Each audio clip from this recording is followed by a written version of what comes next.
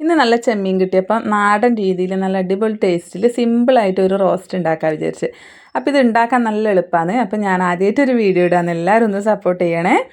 അപ്പോൾ ഒരു പാൻ അടുപ്പത്ത് വെച്ച് കൊടുത്തിട്ട് നല്ല ഒന്ന് ചൂടാകുന്നവരെ ഒന്ന് വെയിറ്റ് ചെയ്യുക. ചൂടായി കഴിഞ്ഞാൽ അതിലേക്ക് കുറച്ച് കറിവേപ്പില ആദ്യം ഇട്ട് കൊടുക്കുന്നുണ്ട്.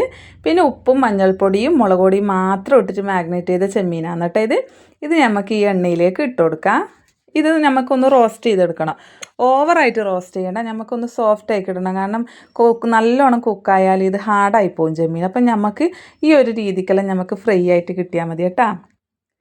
ഇതുപോലെ നമുക്ക് ഫ്രൈ ആയി കിട്ടിയാൽ നമുക്കിത് ഈ പാനിൽ നിന്ന് മാറ്റി കൊടുക്കാം. ഇത്തിരി ആയപാട് ഞാനൊരു പാത്രത്തിലോട്ട് മാറ്റി കൊടുത്തിട്ടുണ്ട്. ഇതേ പാനിൽ തന്നെയാണ് നമ്മൾ ബാക്കിയുള്ള ഐറ്റംസും കൂടി ഉണ്ടാക്കുന്നത്. അപ്പം ഈ പാനിൽ തന്നെ കുറച്ചും കൂടെ ഓയിൽ ഒഴിച്ച് കൊടുത്തിട്ട് നമുക്ക് നീളത്തിലരിഞ്ഞ് ഇഞ്ചി ആദ്യം ഇട്ട് കൊടുക്കാം. പിന്നെ അതേപോലെ നീളത്തിലരിഞ്ഞ് വെളുത്തുള്ളിയും കൂടി ഇട്ട് കൊടുക്കുന്നുണ്ട്. പിന്നെ 2 പച്ചമുളകും കൂടി ഇട്ട് കൊടുക്കുന്നുണ്ട്. നമ്മൾ എരിവിന് പിന്നെ കുറച്ച് പൊടികളെല്ലാം ചേർക്കുന്നില്ല, അതുകൊണ്ടാണ് 2 പച്ചമുളക് ഇട്ടിന്. ആവശ്യമില്ലെങ്കിൽ 1 ചേർത്താലും മതി. അപ്പം ഇത് ഞാൻ നല്ലപോലെ ഒന്ന് വഴറ്റി കൊടുക്കുന്നുണ്ട്. ഇതൊന്ന് മുരിഞ്ഞ് വരണം. ഈ ഇഞ്ചിയും വെളുത്തുള്ളിയും കൂടെ കടിക്കുമ്പോൾ ആ പച്ച കടിക്കാൻ പാടില്ല.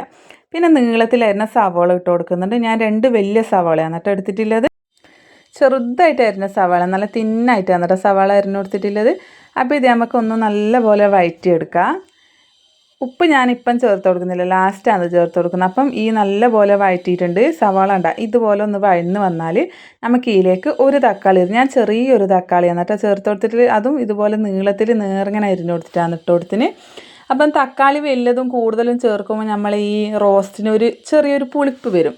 അപ്പോൾ അതില്ലാണ്ടിരിക്കാൻ ഞാൻ ചെറിയൊരു തക്കാളി കുറച്ചേ ചേർത്ത് കൊടുക്കുന്നില്ല കേട്ടോ. അത് നല്ലപോലെ വഴന്ന് വന്നാൽ 1 ടീസ്പൂൺ മുളക് പൊടിയും 2 ടീസ്പൂൺ കുരുമുളക് പൊടിയും ചേർത്ത് കൊടുക്കുന്നുണ്ട്. മുളക് പൊടി കുറച്ചേ ചേർക്കുന്നുണ്ട്. ഞാൻ ആ ഫ്രൈ ചെയ്ത എണ്ണയിൽ തന്നെ കുറച്ച് എരിവിൻ്റെ മുളക് ഉണ്ടല്ലോ, അപ്പോൾ കുറച്ച് മുളക് പൊടിയും കുരുമുളക് പൊടി 2 ടീസ്പൂണും കൂടി ഇട്ട് കൊടുത്തിട്ട് ഒന്ന് നല്ലപോലെ വഴറ്റിയെടുത്തിട്ടുണ്ട്. പിന്നെ നമുക്ക് കറിവേപ്പില ഇട്ട് കൊടുക്കാം.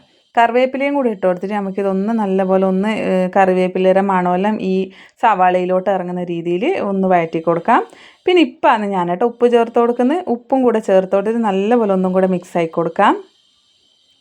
ഇത്രയും കൂടി മിക്സായി കഴിഞ്ഞാൽ നമുക്ക് റോസ്റ്റ് ചെയ്ത് വെച്ച ചെമ്മീനില്ലേ, അത് നമുക്ക് ഇതിലോട്ട് ചേർത്ത് കൊടുക്കാം കേട്ടോ. ഞാൻ യൂട്യൂബിൽ ഫസ്റ്റായിട്ട് ഇടാൻ പോകുന്ന വീഡിയോ ആണ്. എല്ലാവരും ഒന്ന് സപ്പോർട്ട് ചെയ്യണേ, സബ്സ്ക്രൈബ് ചെയ്തിട്ട് സപ്പോർട്ട് ചെയ്യണേ.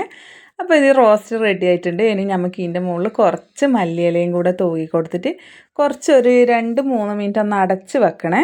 ഇല്ലെങ്കിൽ പിന്നെ ഇതിൻ്റെ ആ ഒരു മണമെല്ലാം പുറത്തേക്ക് പോകും. അപ്പോൾ ഇത് നല്ലപോലെ അടച്ച് വെച്ച് കൊടുക്കണം. അപ്പോൾ അടിപൊളി ചെമ്മീൻ റോസ്റ്റാണ്. എല്ലാവരും ഒന്ന് ട്രൈ ചെയ്ത് നോക്കിയിട്ട് അഭിപ്രായം പറയണേ.